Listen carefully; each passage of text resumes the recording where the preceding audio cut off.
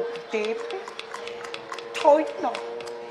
ধৈৰ্য তোমাৰ তপস্যা, ধৈৰ্য তোমাৰ পিতা মাতা কি সকলোকে কৰিব পাৰে মোহিত যাৰি নৃত্য গীতেৰে মহা ঋষি যোগীগণৰ মুহূৰ্ততে ধ্যান ভংগ কৰিব পাৰে এই ৰম্ভাজী পৰাজিতৰ ভোকৰ আগত। নাই মই অন্য কিবা উপায় কৰি থলো শক্তিবোৰ ধ্যান ভংগ কৰিম।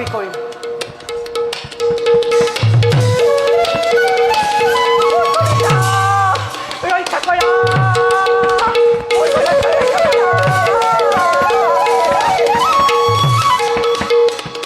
আকস্মাত কাৰ আৰ্তনাদ?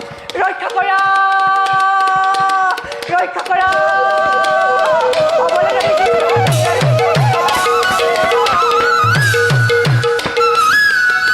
কি ঘোৰ অৰণ্যৰ মাজত অবলা নাৰীৰ ওপৰত কোনে অত্যাচাৰ কৰে? বাৰু যিয়ে নহওক লাগে, মোৰ কৰ্তব্য হ'ল বিপদত অবলা নাৰীক ৰক্ষা কৰা। ভয় নাই নাৰী, তোমাৰ সহায়।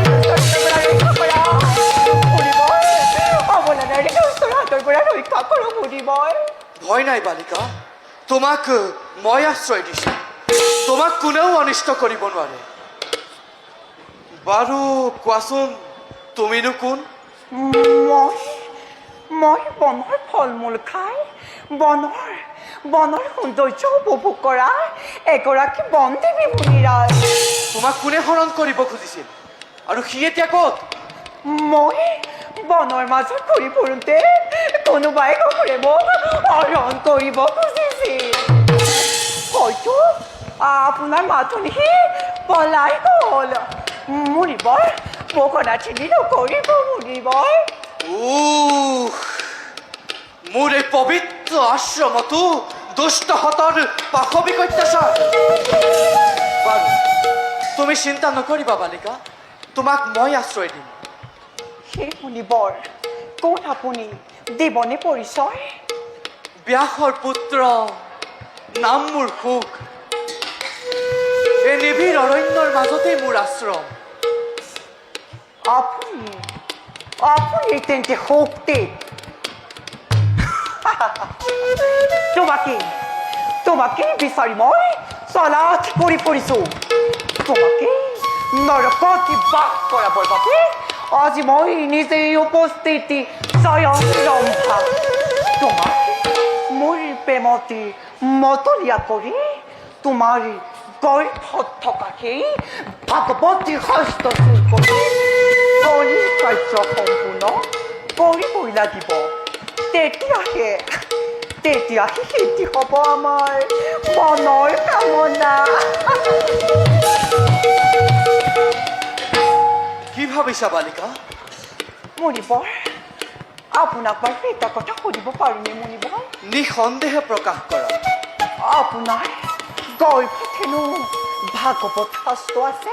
হয়, ভগৱানৰ অপাৰ কৰোণাত মোৰ গৰ্ভতে ভাগৱত শাস্ত্ৰ আছে। ধন্য মোৰ জীৱন, যাক মই ইমান দিনে হৃদয়ৰ মাজত ধাৰণ কৰি আছিলোঁ। আজি তেওঁ চৰণ দৰ্শন কৰিব পাই নিজকে ধন্য মানিছোঁ। সেই চিৰপূজ্য আৰাধ্য দেৱতা এই অনাথিনীক দাসী হিচাপে গ্ৰহণ কৰক। কি কাৰ্য কৰিছা বালিকা? বাৰু এতিয়া আলাপৰ সময় নহয়, যোৱা কিছু জিৰণি লোৱাগৈ। কামাতুৰা কামিনীৰ কামনাৰ পুৰুষ যি পুৰুষৰ অসমত এই পুৰুষ জীৱন বিখ্যাত মুনিবৰ।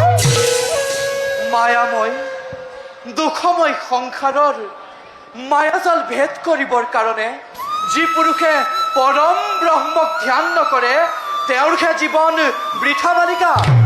ব্ৰহ্মা আদি দেৱতাসকল, সৌনকাদি মহা তেজস্বীসকলেও ব্ৰহ্মাকে সাক্ষাৎ দৰ্শন কৰি জীৱ মুক্ত হৈছে।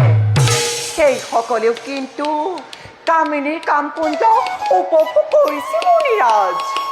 তোমাৰ এই ৰক্ত মাংসৰে গঠিত ঘৃণিত দেহত বস্ত্ৰ অলংকাৰে শোভিত কৰি তুমি অতি সুন্দৰী হৈ মোক চালনা কৰি মোৰ মুক্তি মাৰ্গৰ পথ ৰুদ্ধ কৰিব খুজিছা ইয়াতকৈ আৰু মহাপাপ আছেনে দিব্য বস্ত্ৰ অলংকাৰে পবিত্ৰ নাৰী কামনা যি পুৰুষে চৰিতাৰ্থ কৰিব পৰা নাই সেই পুৰুষে কিন্তু স্বৰ্গ লাভ কৰিলে পুণ্যৰ শেষ হ'লে ধূমকেতুৰ দৰে খহি পৰিব লাগে কামনা প্ৰফুল্লিত কৰিবৰ কাৰণে ৰমণীসকলে পুৰুষৰ যৌৱন ধন সম্পত্তি সকলো শুহি খায় আৰু শেষত দেশ নাশৰো কাৰণ হৈ পৰে মহামূৰ্খসকলে তাকে বুজি নাপায় নিজকে নৰক কুণ্ডলৈ আগবঢ়াই দিয়ে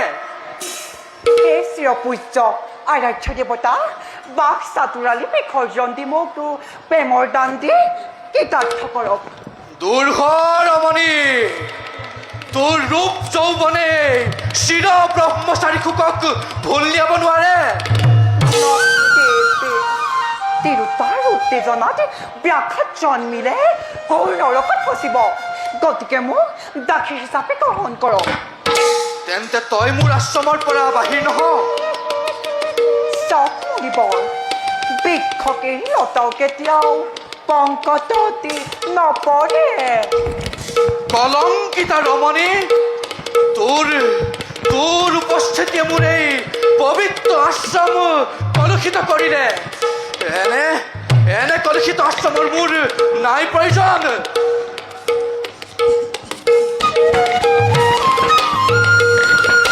এই আশ্ৰম মই এতিয়াই ত্যাগ কৰিলো